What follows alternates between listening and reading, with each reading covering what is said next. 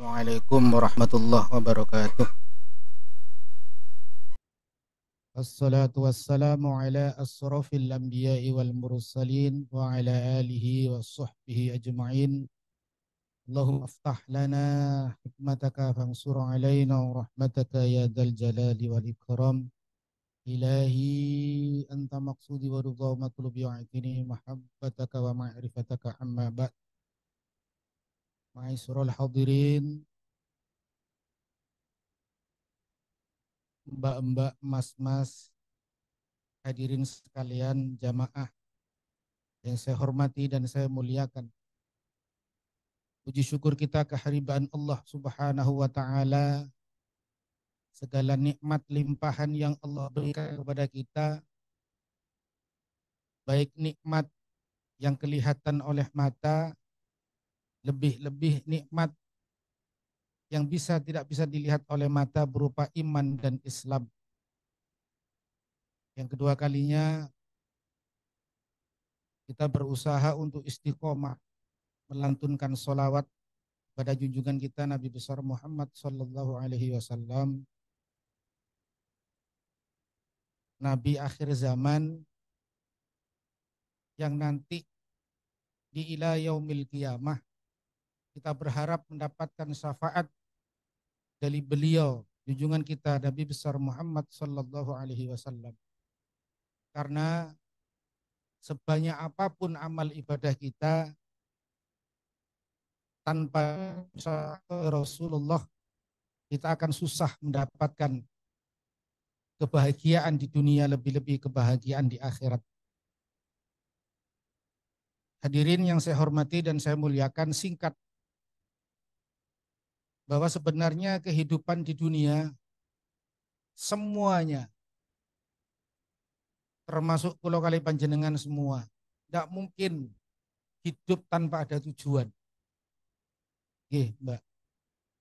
Mbaknya berangkat pagi, pulang sore, pasti punya tujuan. Yang sudah menikah pun pasti punya tujuan dan punya angan-angan. Kalau kali panjenengan tidak punya tujuan, termasuk dalam kategori ada kabel yang warna kuning itu putus, konslet. Jadi hidupnya ngambang. Kalau bahasa kerennya wujuduhu ka'adamihi.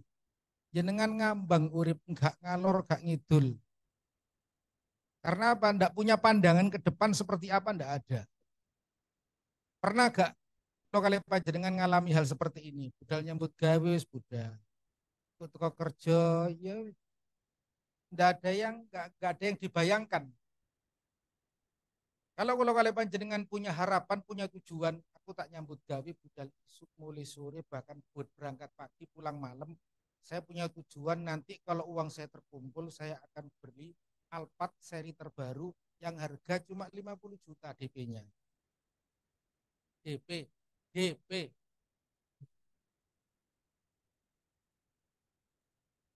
Dan celaka orang-orang yang tidak punya tujuan, gak jelas. Jenengan semerep wong gendeng. Ya kalau jalan ditanya, Pak, badhe ten pundi? Guyu. Lah, iya kan? Kemungkinan kita seperti itu. Kita ditanya orang-orang, Pak, Mbak, Mas mau kemana? Saya nggak tahu, saya mau kemana. Loh ya apa sih? Laksasar sampean. Jelas kesasar. Karena kita nggak jelas tujuannya. Mulai tahun 2018 sampai 2023 ya sih keluyuran, roncang, tujuan, tidak ada kepastian. Kalau dikandani aku urip gak penuh kepeduk sampean sak jam gak enak, tapi gak dikek kepastian. Sampai detik ini tanggal 2023 sih runcang-runcunge. Tuku sego bareng wong loro liwat yang beratap sepeda motoran, goncengan. Gak dosa ta. Ojo kuyang iki sampean. Dan ini akan saya jelaskan kenapa orang itu sampai lupa akan tujuan akhirat. Jenengan duwe tujuan dunia. Sing tujuan itu tadi padahal tidak pernah jenengan kali kula bawa besok di akhirat. Misalkan jenengan punya cita-cita, aku tak tak nyambut gawe ning Polindo, golek duit gus ngumpul, aku tak tuku handphone iPhone terbaru, ya. Nggak ada kan di sini karyawan yang iPhone yang terbaru, nggak ada tuh, lawas-lawas kan HP-nya. Hanya cuma angen-angen keinginan kan. Tapi kepinginan itu kan percuma, sia-sia. Nanti kalau kita meninggal apakah tiga HP yang terbaru? Enggak kan. Bahkan suami pun yang idaman kita enggak akan pernah kita bawa. Lah ini nanti saya jelaskan. Kita punya tujuan, kita punya angan-angan, kok sampai lali duit tujuan yang akhirat. Kenapa kok sampai kita lupa? Itu ada 5 penyebabnya. Jangan iling-iling karena waktunya singkat, cuma setengah jam. Yang pertama, kenapa kok orang sampai lupa akan tujuan akhirat? Yang pertama, qaswatul qalbi.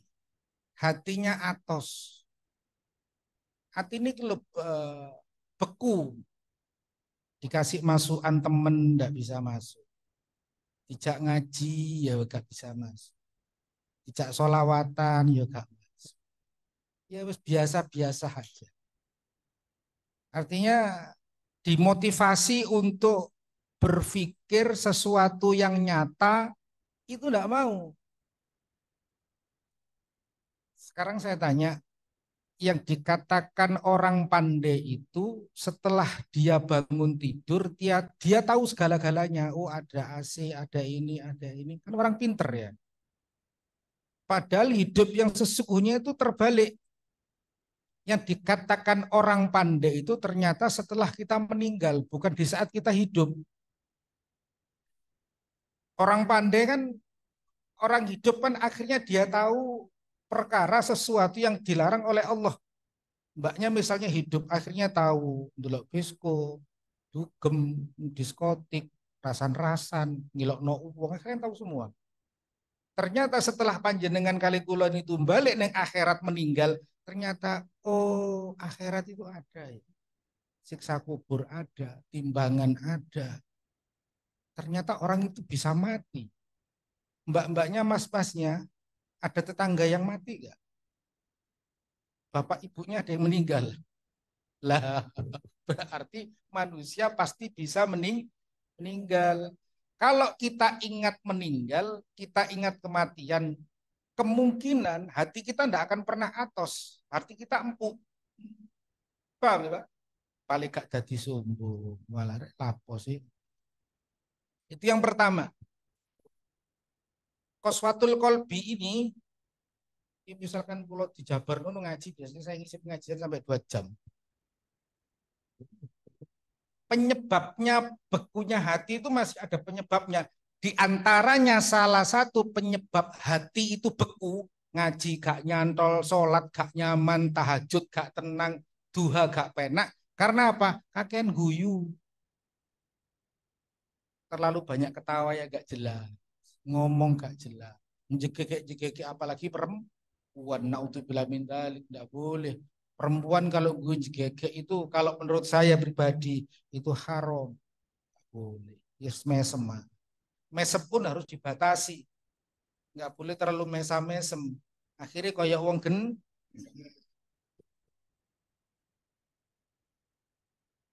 Yang nomor 2, qaswatul qalbi, wajamudul aini. Yang menyebabkan kita itu lupa dengan Allah, lupa dengan tujuan karena kita jarang malam nangis ke Allah.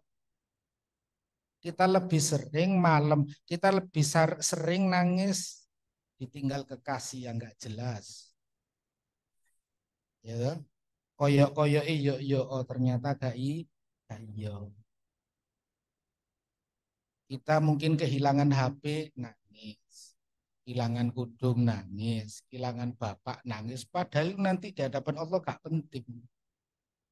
Kehilangan mobil nangis, kehilangan omah nangis, padahal itu nanti di hadapan Allah gak penting. Yang penting itu di saat wong lanang gak sholat jamaah, ketinggalan keturun itu yang penting. Gak sembayang subuh juga gak isu karo buya. Subuh gak jamaah. Dul. Jenengan itu lanang, wak subuh itu wajib. Mbak-mbaknya jangan pernah memilih suami yang subuh gak jamaah. Oh iya, jangan mau. Jangan mau. Kalau saya gitu, subuh gak jamaah, gak lanang itu, gak gentle. Orang lanang gentle itu sebelum subuh jam 3 bangun. Supaya tahajud. Nangis neng Allah, ya Allah. Jenengan paringi kula niki rezeki sing barokah. Kan gitu.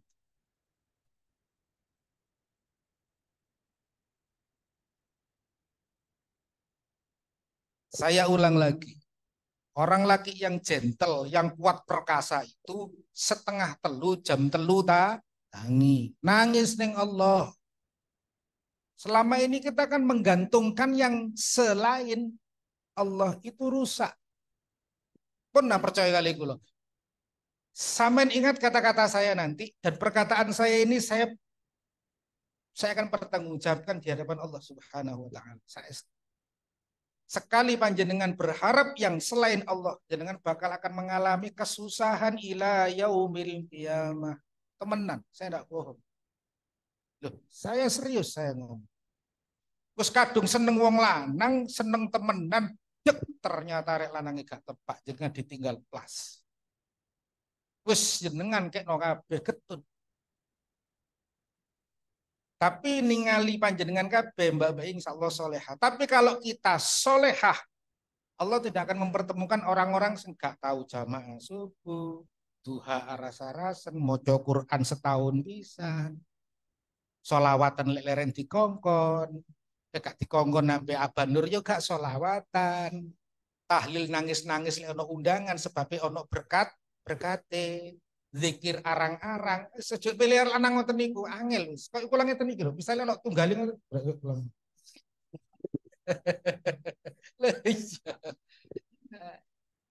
caranya mudah mbaknya, jenengan telesik diteropok.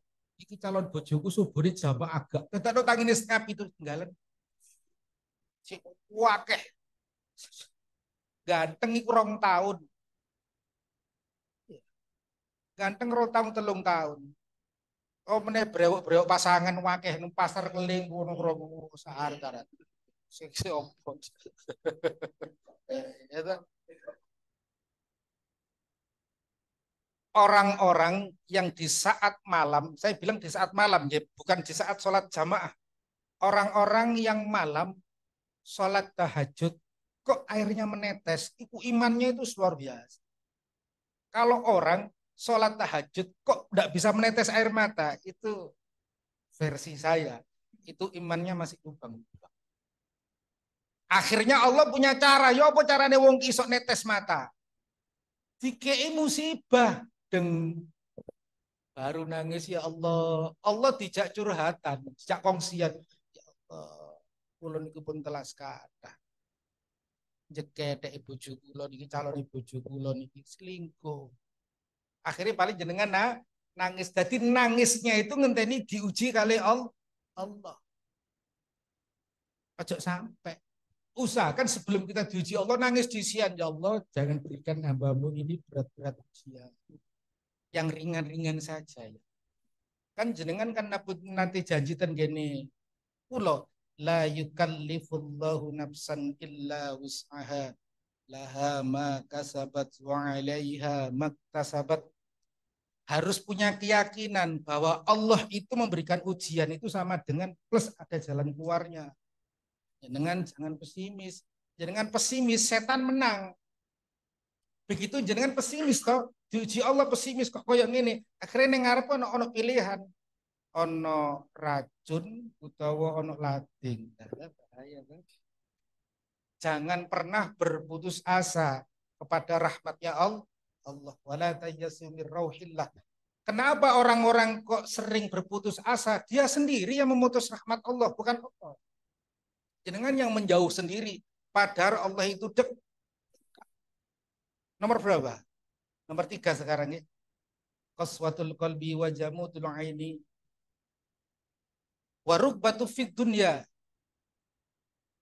Kalau ini umumnya artinya kita mencari harta benda itu boleh, tidak ada larangannya, boleh-boleh saja.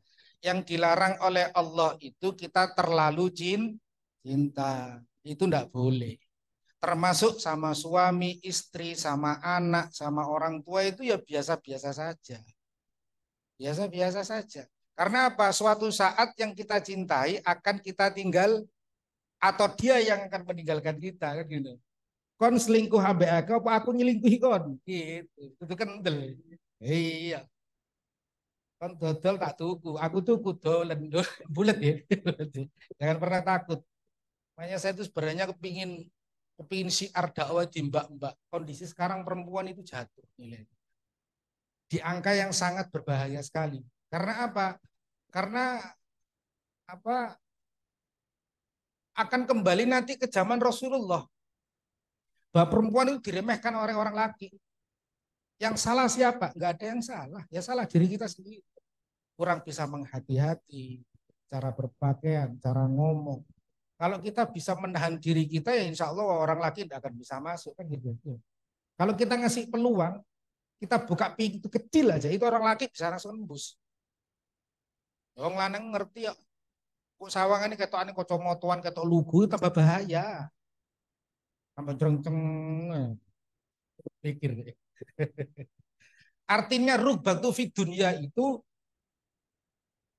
gini, Mbak, Mas. Orang kalau terlalu seneng dengan sesuatu yang bisa dilihat oleh mata, dia akan terlupakan dengan sesuatu yang tidak bisa dilihat oleh mata. Apa itu? Akhirat.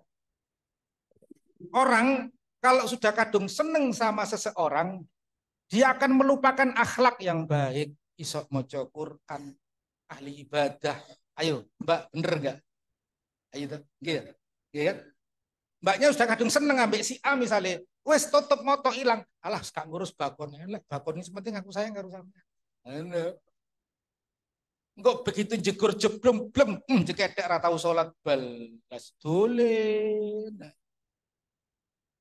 Bahaya.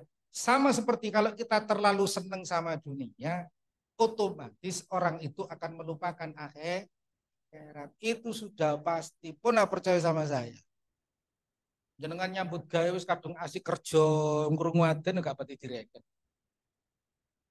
Dengan alasan yang macam-macam. Terus yang nomor 4 baru batu fitunnya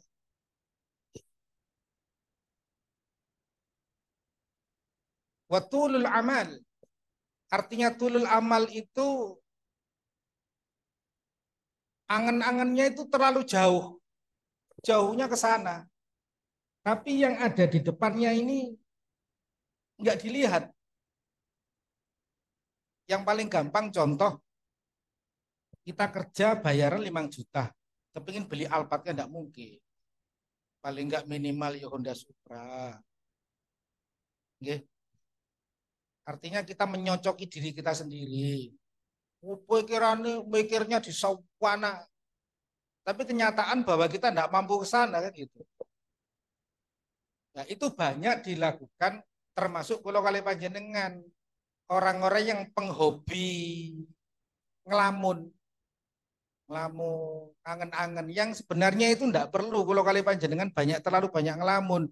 Yang penting itu ndonga, usaha, ikhtiar, semuanya itu digantungkan kepada Allah Subhanahu wa taala. Hasil itu yang menentukan itu Allah. Yang penting kita harus optimis, husnudon kepada Allah Subhanahu wa taala itu penting. Karena tanpa kita suudon berbaik sangka kepada Allah, akhirnya uripnya kita itu sakarpe dhewe, nggih, Mbak. Coba jenengan angen-angen. Urip itu toto-toto dewi. Nanti aku seperti ini, nanti aku seperti ini, nanti aku seperti ini. Ternyata kita nggak ngikuti ketentuan Allah. Main karpe dewi. Akhirnya hasilnya nggak bagus, yang disalah atau akhirnya Allah itu nggak boleh. Supaya hati kita ini tenang, tetap senang. Memang susah. Bahagia itu memang angel. Kalau tidak kita paksa itu susah. Oh iya. Kadang orang duwe akeh sembarang wis kecukupan belum tentu seneng. Jangan tanglet bumi. Ini. Lah iya, lha umi lho kan iso guyu, kan tang jero guyu umi lho. Iya. Kadang orang yang ya wis biasa-biasa, tapi ya wis ya alhamdulillah. Isinya kan gitu dok. Ya alhamdulillah, ya, disyukuri ya lah. Ono ini. Dan syukur ini memang memang kalau tidak kita latih, bahagia ini kalau tidak kita latih, dia akan merusak diri kita sendiri. Kenapa sih kita kok gak bahagia? Itu kan salah kita sendiri. Ayo jangan kenapa sih kok sampai kita gak bahagia? Itu ternyata di angen-angen kita nggak mau menerima ketentuan Allah. Di antaranya tapi kecil itu. Yang lebih pas sebenarnya itu baik sebenarnya, tapi yang lebih pas itu adalah kita tidak mau menerima ketentuan kodok kodarnya Allah. Kalau kita mau menerima ketentuan kodok kodar Allah, mesti ilat kita akan ngomong alhamdulillah. Ketentuan kodok kodarnya Allah itu kalau kita lupakan, kita akan mengatakan kita akan bersyukur, tapi kan porsi syukurnya kita kan harus sesuai dengan haddun nas kita. Misalkan contoh, mbaknya kepingin bulan depan dapatnya R3 lah tahun terbaru. Akhirnya oleh ini cherry. Alhamdulillah tetap alhamdulillah, tapi loh mbak kasih tuh R3 ya oleh ini cherry. Alhamdulillah lah disyukuri. Tapi wajahnya kan gini. Syukur saja daripada ndak sama sekali Mbak Yu, sementing kan gak dana, gak kepanasan. AC ini ono sih tapi gak adem. Tapi alhamdulillah disyukuri. Gitu, okay. Tapi kalau mbaknya kepinginnya R3 oleh nih Alphard, alhamdulillah ya Allah itu. Allah itu jan pangeran itu jan jelas. Jan Allah itu jan luar biasa. Kulo niku nek kulo lek dalu tahajud R3. Kok kayak Alphard. Memang kalau gis putih sekata aku ahli Tuhan. Ahli Tuhan aku niku yuk ya itu loh yuk. Tahajud tadi telat. Akhirnya betul. Sombongnya keluar. Ya, itu akhirnya. Yang kalau versi saya udah syukuri ketentuan dan takdir Allah. Syukur itu bisa diumek-umek, bisa kita atur. Kadang ekspresi syukur kita itu kita batas-batasi sendiri. Semestinya kita bersyukur tiap hari, tiap detik, tiap jam, tapi kita batasi. Sekarang saya tanya, masnya per hari ini matanya ketip berapa kali? Oke toh, saya kisah ketip toh, ketip nggak? Sama syukur nggak? Coba gasok ketip kalau juling ini terus. Loh, iya toh. Loh, tapi kita membatasi syukur kita ke Allah. Mestinya kan, alhamdulillah. Kan ada kan, sini-sini bisa ambekan, alhamdulillah. Loh, iya toh. Oleh sampean iso ngono dadi wali, dungane sampean mati. Sampean kan enggak syukur ngenteni awal bulan. Syukur ngenteni cicilan motor mari. Alhamdulillah bancaan cicilan motor mari matur nuwun matur. Alhamdulillah kula ngajokno kredit BRI JACC matur nuwun. Baru nyicil angel. Alhamdulillah aku dipedhukno arek iku pertama. Engko suwe-suwe lek kepedhuk borok. Tapi kalau kita menerima ketentuan dan kepastian Allah Subhanahu wa taala, kita tidak akan pernah susah. Karena debu yang nempel di mata kita itu Allah ngatur. Semuanya tinggal kita bisa menerima atau tidak. Mungkin itu waktunya habis, tanya jawab. Ya, kan katanya sampai jam 5. 5 menit lagi. Yang terakhir, tadi 4 ya. Nunggu sponsor lewat.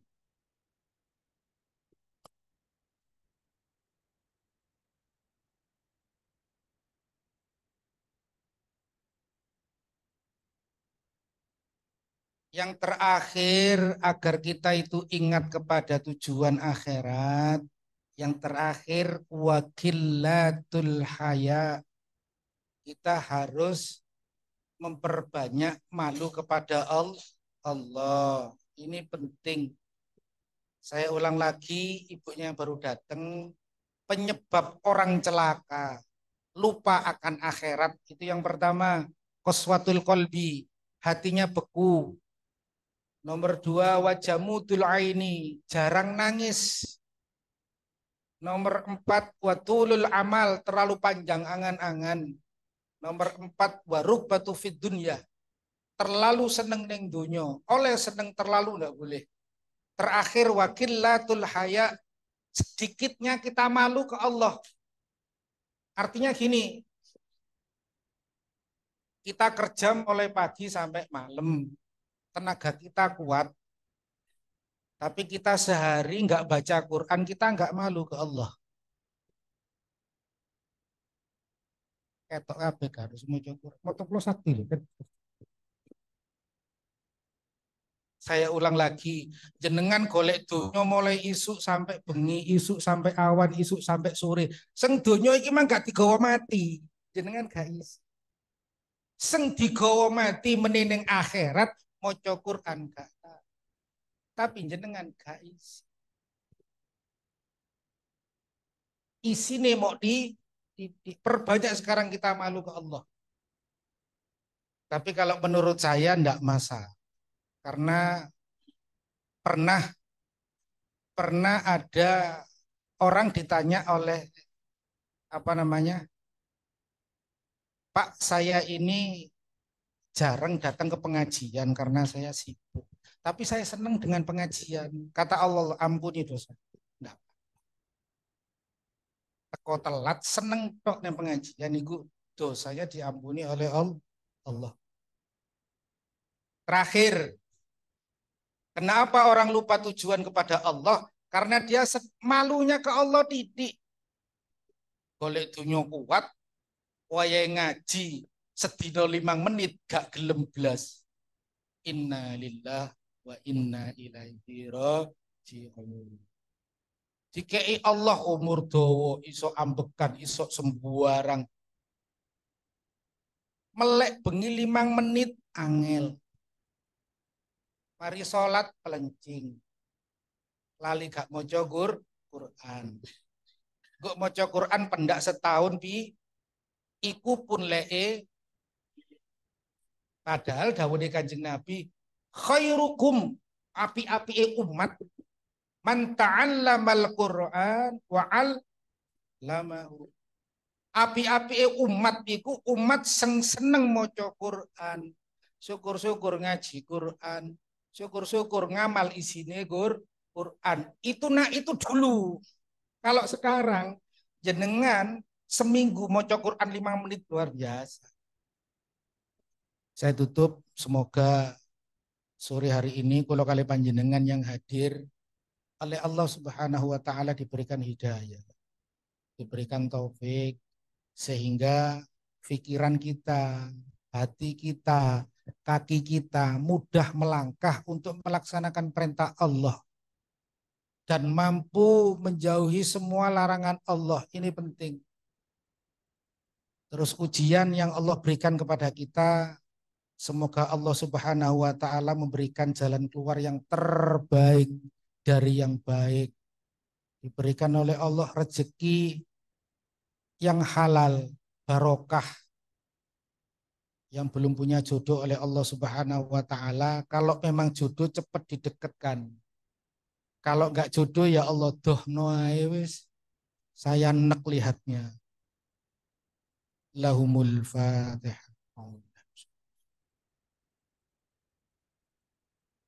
A'udzu billahi minasyaitonir rajim. Bismillahirrahmanirrahim. Allahumma shalli wa sallim ala sayyidina Muhammad. Alhamdulillahi rabbil alamin.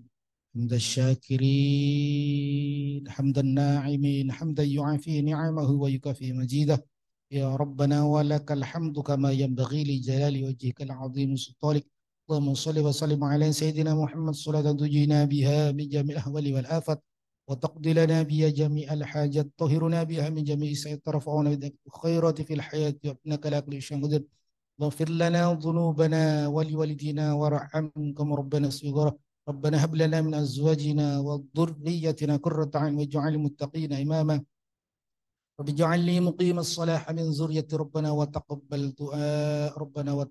دعاء اللهم سلمنا من عفات الدنيا والآخرة وفتنتهم إنك على كل شيء قدير اللهم جملنا بالعافية والسلامة وحققنا بالتقوى والاستقامة وعن مجيبة الندم إنك السميع الدعاء. اللهم اصرف عنا السوء بما شئت وكيف شئت إنك على ما تشاء قدير. اللهم ربنا تقبل منا إنك أنت السميع العليم وتب علينا يا الله إنك أنت التواب الرحيم. ربنا آتنا من لدنك رحمة.